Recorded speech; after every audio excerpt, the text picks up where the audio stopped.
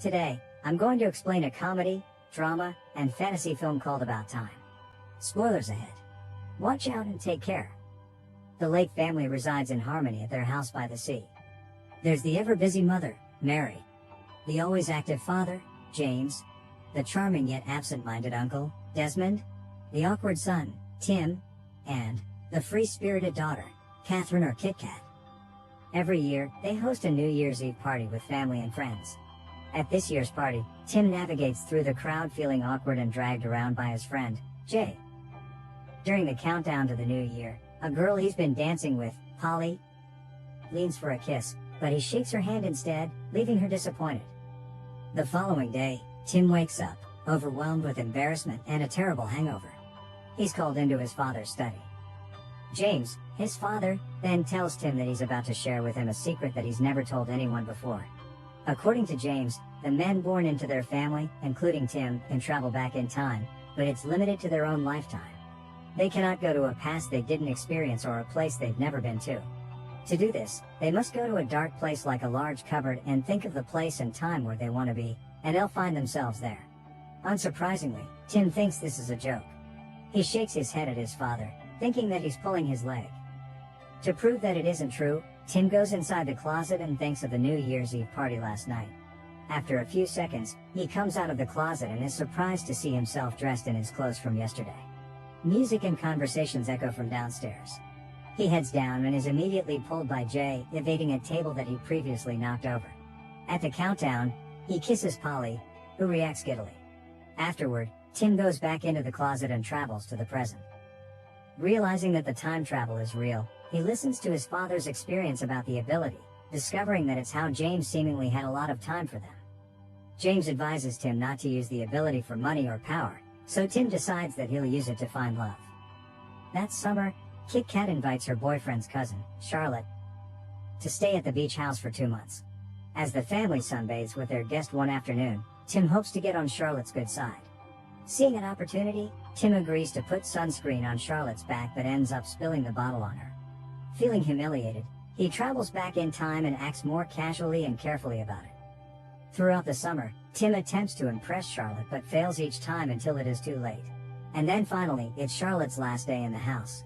On the evening before she leaves, Tim hopes to confess his feelings for her but is instantly shot down before he could, discovering that Kit Kat already warned Charlotte that he might do this. Charlotte wonders if things would have turned out differently if he talked to her before her last night at their home. The thought gives him an idea. Tim travels back in time to confess to Charlotte in the middle of summer. But this time, Charlotte tells him to ask her again on her last night at their home. This confirms that he never had a chance with Charlotte, no matter what. Tim finally gives up on pursuing her. The day after Charlotte left, Tim leaves their home and moves to London, where he stays with James' friend, Harry. Tim is excited for the new chapter of his life ahead but is disappointed to learn that Harry is a short-fused playwright. In the first 6 months, Tim hasn't had any luck in romance, finding that his career as a lawyer acquaints him mostly with other men. His luck turns when one night, Jay takes him to Don's Le Noir, the restaurant where the guests dine in total darkness. Here, they are seated next to a woman named Mary, and her friend, Joanna. In the darkness, Tim and Mary get to know each other and have a great time. After dinner, Tim and Jay finally meet the girls face to face. Tim is stunned upon seeing Mary, and it's pretty evident that sparks have flown as the couple lay eyes on each other. She gives him her phone number before parting ways. Tim walks back home with a skip in his step, only to be welcomed by Harry's angered growl. The opening of his play was ruined by the lead actor forgetting his lines. Wanting to make things better, Tim goes back in time and joins Harry in the theater just before opening night. He approaches the lead actor, Tom, and convinces him to practice his lines. This works. But then another actor forgets his lines instead. Tim goes back in time again and helps him out. The play turns out to be a success. However, when Tim checks his phone, he realizes that Mary's number is no longer there. His travels in time had erased his lovely evening with Mary. Feeling distraught, Tim joins an ecstatic Harry for breakfast the next day. Harry shares the newspaper where Tim finds an ad for a Kate Moss exhibition in the city. Remembering that Mary is a fan of Kate Moss, he spends the week at the exhibit, hoping to run into her. After a whole week, Mary finally walks in, and Tim nervously approaches her. However, their interaction doesn't go smoothly, and he learns that Mary now has a boyfriend named Rupert. Tim learns that Mary met Rupert at Joanna's party. He learns the details of the party and goes back in time to stop it from happening. Tim arrives at Joanna's apartment and convinces Mary to leave the party with him before Rupert arrives. Mary is a little hesitant, but she feels a magnetic force pulling her towards him. As they leave, they brush past Rupert, who unknowingly walked past his supposed future girlfriend. Meanwhile, the two have a lovely dinner where they get to know each other even more. Tim ends up walking Mary home, and she invites him up to her apartment. The atmosphere turns hot, and they take the date to the bedroom.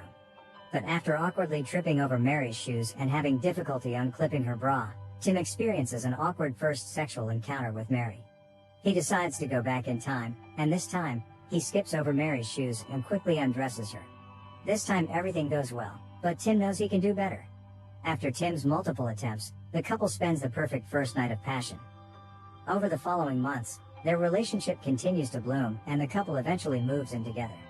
While at the theater with a coworker named Rory, Tim encounters Charlotte, but the conversation quickly turns awkward. He tries a second time, but it doesn't go well again. For the third attempt, he decides not to approach her, and instead, Charlotte spots him and initiates the conversation. Charlotte invites him to dinner, where she mentions her regrets about turning him down in the past.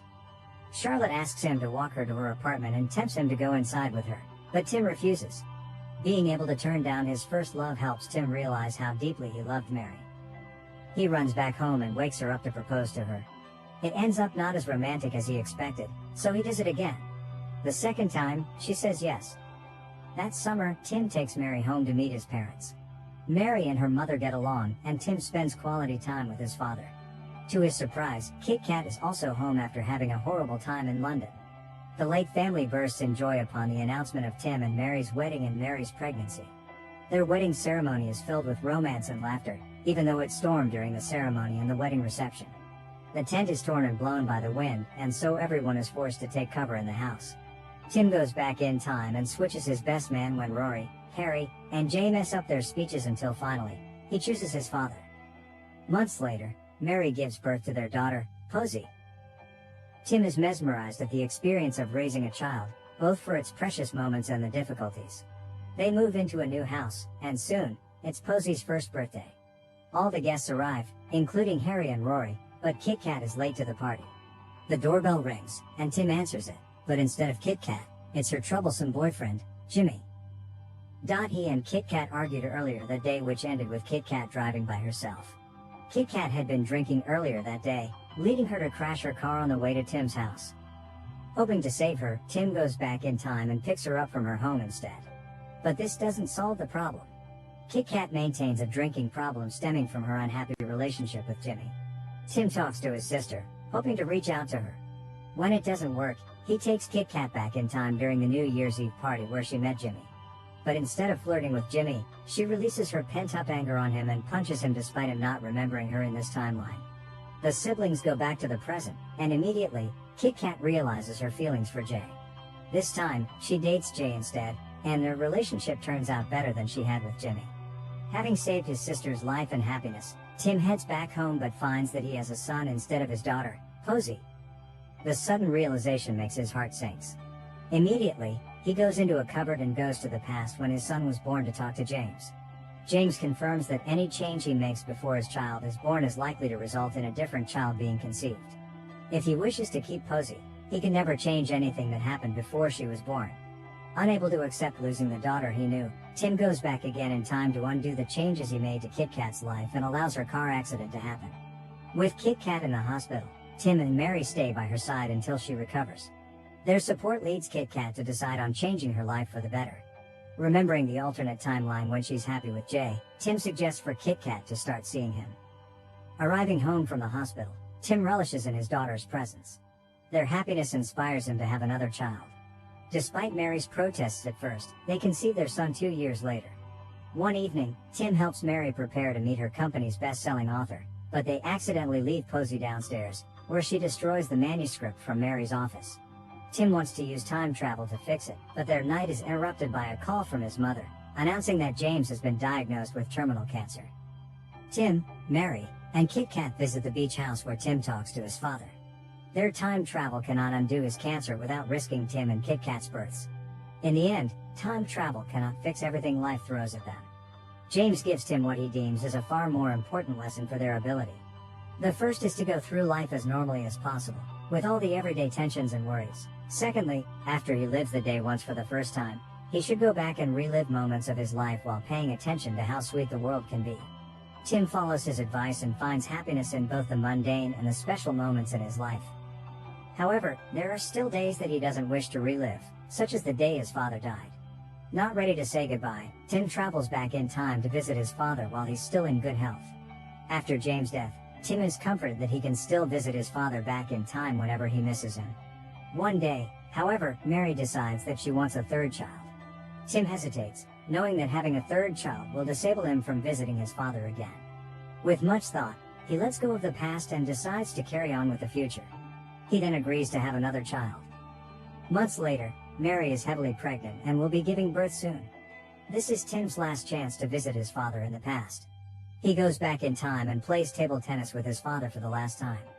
Seeing the sadness in Tim's eyes, James realizes that it is their last time together. He accepts this and lets him know that he agrees with his son's decision. As a treat, they both travel back in time to when Tim was a young boy. Both in better health and with more energy, James and Tim run and play by the beach for the last time. Tim says his final goodbyes to his father and returns to the present time when his third child is born. Years pass, and Tim continues with life normally, spending both the laughs and tears with his family. He has completed his family with Mary, while Kit Kat also gives birth to her child with Jay. One morning, he allows Mary to sleep in and prepares breakfast for his kids, relishing their presence. Tim decides to never time travel again, living each day as if it's the second time he's lived it. This time, he focuses on appreciating life, from the big events to the smallest details. Subscribe to watch more videos like this. Turn on notifications. And leave a like, it really helps the channel out. Thank you for watching.